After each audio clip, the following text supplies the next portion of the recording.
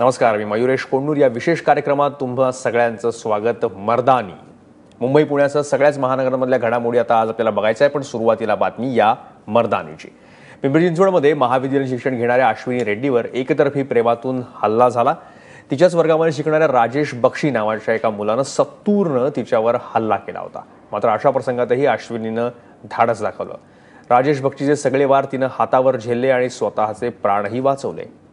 महत्त्वाचं म्हणजे अश्विनी रेड्डी ही वणीचे भाजपचे आमदार संजीव रेड्डी यांची मुलगी आहे. आज रुग्णालयातून अश्विनीला डिस्चार्ज मिळाला.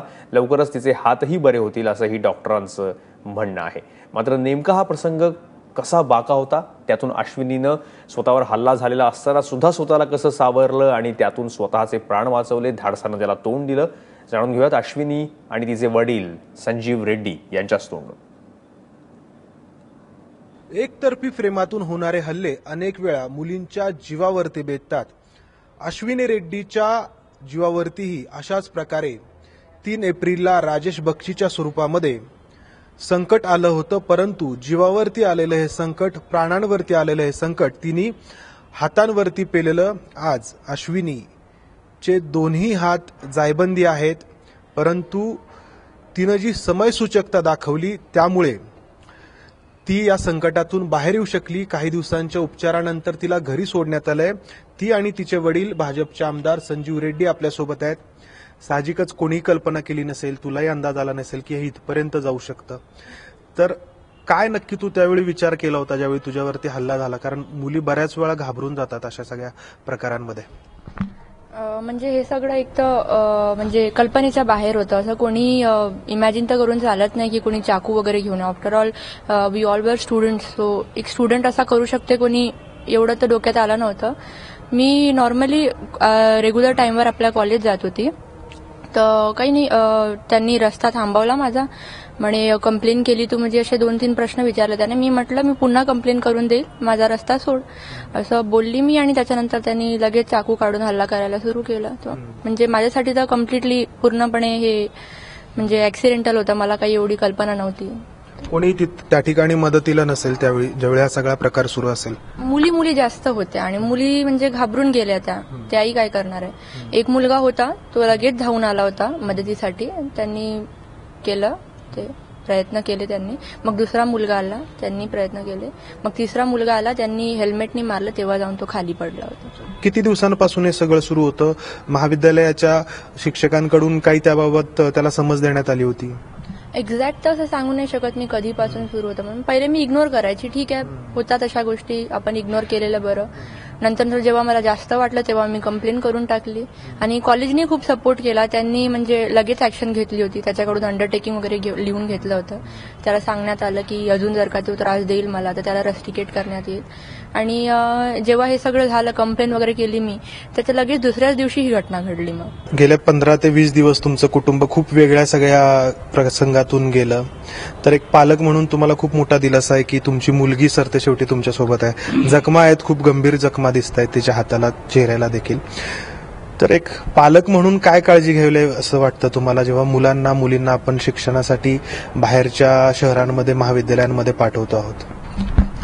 जेव्हा विशेषतः मुलींना शिक्षणाच्या निमित्तानं बाहेरच्या शहरामध्ये महाविद्यालय पाठवत असताना मला तिथं दडपण भीती असते, परंतु प्रसंग जेवढ्या तराला जाईल अशी परिस्थिती नव्हती. मी साहजिक आमदार जर असलो, शेवटी एका मुलीचा बाप आहे आणि आज माझ्या मुलीला अत्याचार झाला, भविष्यात असे अत्याचार होऊ नये. मॅनेजमेंटनं त्यांच्या परीने जरी प्रशासकीय कारवाई केली असली, या संदर्भात कुठंतरी समाज व्यवस्था बदलली पाहिजे. सरकारचं लक्ष आहे, सरकार कठोर कायदेशीर आहे, असे हल्ले होणार नाही. परंतु जोपर्यंत मानसिकता बदलत नाही, विकृत जी मनोवृत्ती बदलत नाही, तोपर्यंत असे हल्ले थांबणं शक्य नाही. त्या संदर्भात मी आदरणीय सीएम साहेबांशी बोललो.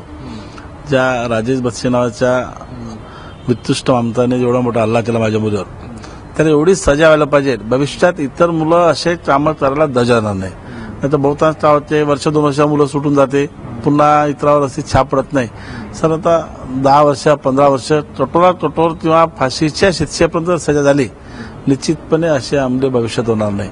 आज मला ते भीती आहे, पुन्हा मुलीचं भविष्यात शिक्षण अर्धवट आहे, तिचं पूर्ण करता येईल की नाही.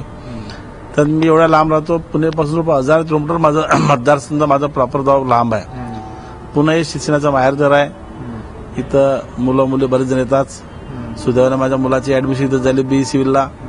म्हणून दोन्ही भाऊ बहीण राहते, दोघांचे हॉस्टेल भिन्न आहे, अंतर असले तर एका शहरात राहते उद्देशानं MBA साठी तिची ऍडमिशन झाली. आणि आज अशी परिस्थिती ती म्हणजे त्या दिवशी ती बँकेचा जेव्हा निरोप मिळाला माध्यमातून किंवा कॉलेजच्या महाविद्यालयाच्या प्राध्यापकाने फोन केला, हमला झाला, इथं पोहोचतपर्यंत म्हणजे मनात म्हणजे डोळ्यातून अश्रू वाहत होते. आणि असंख्य विचार येऊन गेले असतील, काय झालंय काय. म्हणजे जोपर्यंत तिला पाहिलं नाही तोपर्यंत एवढे विचार काय झालं असतं तुमचं. परंतु सुदैवानं आज ती वाचली. प्रसन्नवादन साधून ते धैर्यानं हिमतीनं तिनं ते समोर दिली प्रतानाला.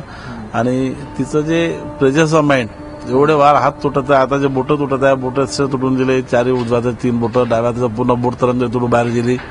मनगटावर जबरदस्त समाला आहे, छातावरचं पामवर जबरदस्त समार आहे, वेन्स तुटत आहे, ब्लड वाहतात. तरी पण तिनं धैर्यानं तेवढं जवळपास 2-2.5 मिनिटाचं जेवढं वार दिले, एवढं मोठ्या शस्त्र 70 ज्यातं मोठमोठे मटण मांस थापले जाते.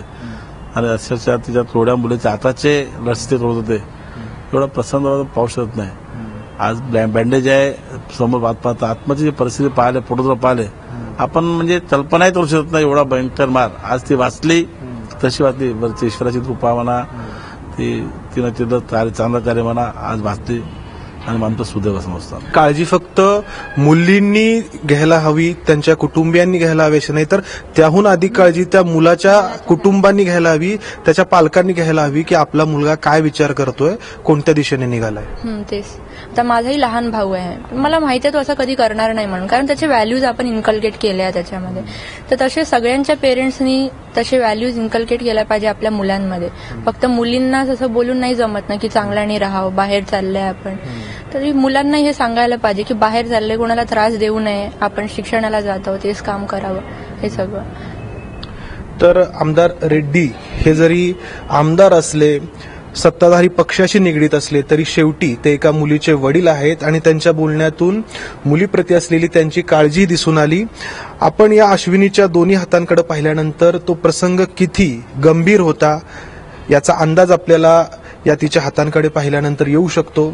अनेक प्रसंगांमध्ये आपण ती मुलगी दुर्दैवी ठरल्याचं पाहतो आणि दुर्दैवी मुलगीचं उदाहरण म्हणून आपल्यासमोर एकतर्फी प्रेमातून झालेली हत्या येते. परंतु अश्विनीनी मात्र जे काही प्रसंगावधान दाखवलं, जे धाडस दाखवलं, त्याच्यामुळे असे प्रकार भविष्यात रोखण्यासाठी एक समयसूचकता दाखवलेली मुलगी म्हणून तिचं उदाहरण इतर मुलींसमोर असेल. कॅमेरामन विजय राऊतसह मंदार गोंजारी, ABP माझा, पुणे.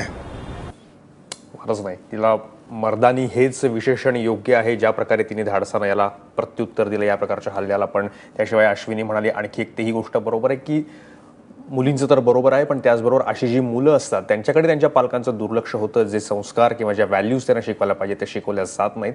त्यामुळं मुलींच्या पालकांनी तर जबाबदारी घेतलीच पाहिजे, पण अशा मुलांच्या पालकांची जबाबदारी जास्त अधिक आहे. अश्विनी त्याची आठवण करून देते.